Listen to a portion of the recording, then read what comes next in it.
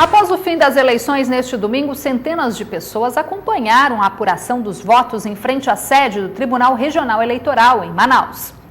Quem foi para a frente do Tribunal Regional Eleitoral conseguiu acompanhar a contagem de votos dos candidatos a vereador e a prefeito de Manaus em tempo real. No início da apuração, o hino nacional brasileiro foi interpretado por músicos da Orquestra Filarmônica do Amazonas. De um fogo heróico brado retumbante, e o sol da liberdade em raios fúlgidos.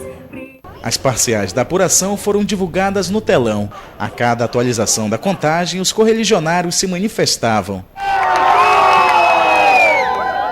Por volta das 7h30 da noite, o resultado final foi divulgado. 100% das urnas apuradas e vamos ter segundo turno em Manaus entre os candidatos Arthur Virgílio Neto e Vanessa Graziotin. O candidato Arthur Neto, da coligação Futuro é Agora, venceu o primeiro turno com 40,55% dos votos. Vanessa Graziotin, da coligação Melhor para Manaus, recebeu 19,95% e ficou na segunda colocação. Os votos brancos representaram 2,09% e os nulos 3,34%.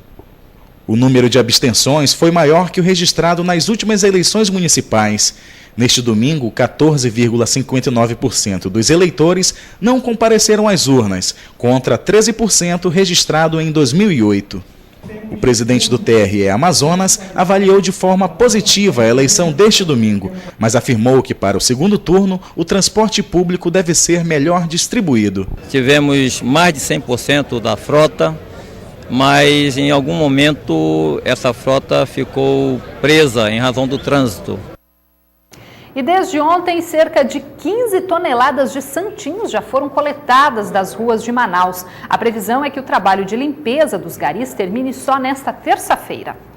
400 garis estão nas ruas para limpar todo o material de campanha jogado nessas eleições. Muita sujeira na cidade, tá? A cidade está toda suja. Estamos com essa equipe nas 4 zonas da cidade para atender a demanda que é grande.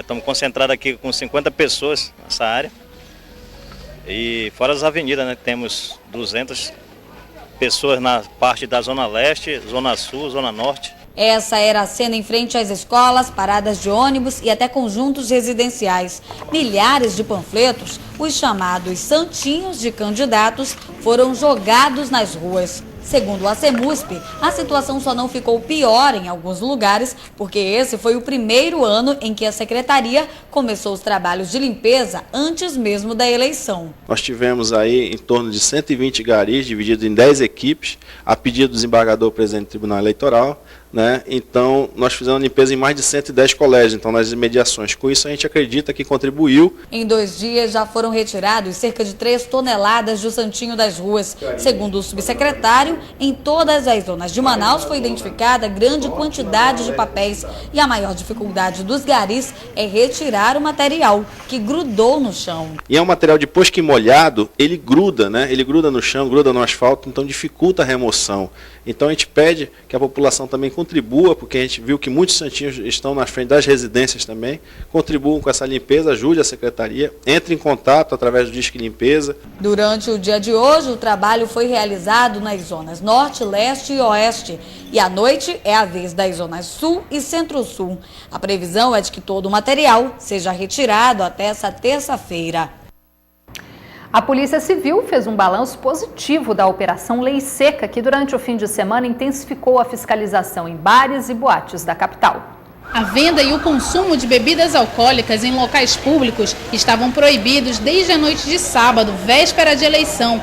Após o início da Lei Seca, segundo a Polícia Civil, o índice de criminalidade foi reduzido em mais de 50% no fim de semana em Manaus e o saldo foi considerado positivo para a Polícia Civil. É que se nós considerarmos às 22 horas do sábado, dia 6 de outubro, até às 8 horas da manhã do dia 7 de outubro, nós não tivemos nenhum homicídio por arma de fogo na cidade de Manaus. E só para vocês terem uma ideia, em finais de semanas comuns, nesse horário, nós temos em média 6 homicídios. E nesse final de semana, em virtude da Lei Seca, nós não tivemos nenhum. Durante a atuação preventiva da polícia, mais de 1.000 estabelecimentos comerciais foram verificados na capital. Ainda de acordo com o delegado adjunto, a maior parte das casas noturnas e bares em Manaus cumpriu a lei. Apenas uma casa noturna foi fechada na zona Centro-Sul por descumprir a lei. E outras estavam abertas após as 22 horas, mas foi feito o trabalho de conscientização. No Eldorado, que ainda se mantinha aberta depois das 22 horas, mas nós conseguimos, né, que a lei fosse cumprida, dando os panfletos, né, que vocês estão vendo aí, para a população que entendeu, foi muito receptiva com a operação da polícia. Para o segundo turno, o trabalho da polícia deve ser intensificado. Claro que também a Polícia Militar vai fazer o seu, a Polícia Federal vai fazer o seu, mas, como já disse, vamos sim participar também no segundo turno. E a disputa pelo tráfico de drogas pode ter feito mais uma vítima nesta madrugada aqui na capital. Uma mulher foi assassinada a tiros na Avenida Djalma Batista, na zona Centro-Sul de Manaus. Aldine Oliveira de Barros, de 28 anos, a viúva do pó, como era conhecida, foi abordada por 2 homens em uma moto durante a madrugada.